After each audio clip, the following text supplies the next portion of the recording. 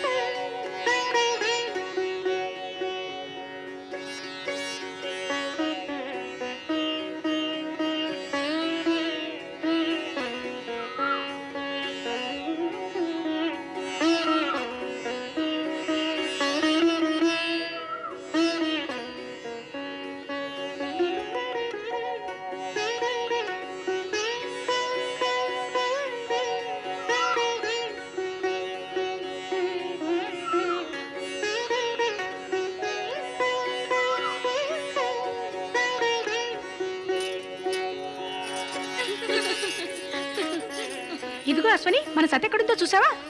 లేదే, ఒకటే ఆలోచిస్తూ ఎక్కడ తిరుగుతుందో ఏమో. రండి, ఎక్కడుందో చూద్దాం. రండి రండి.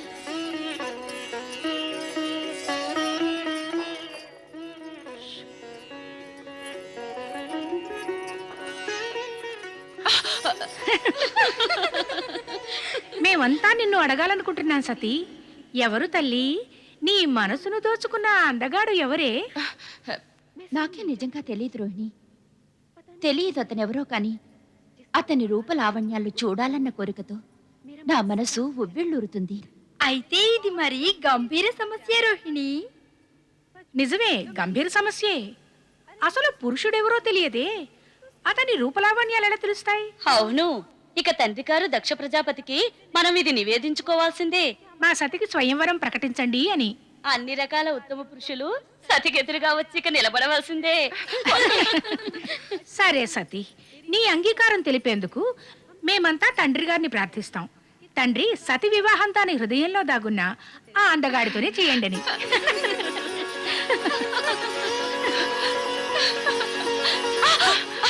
అరే సతీ, ఏమైంది?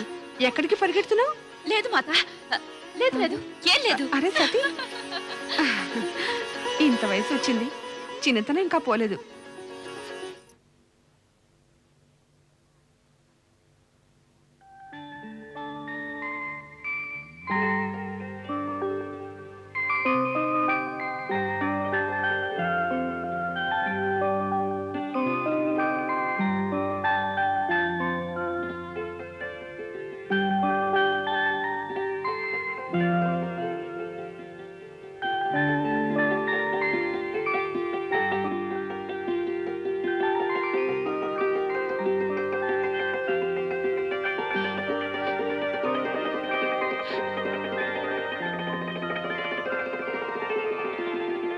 శక్తి నీవా?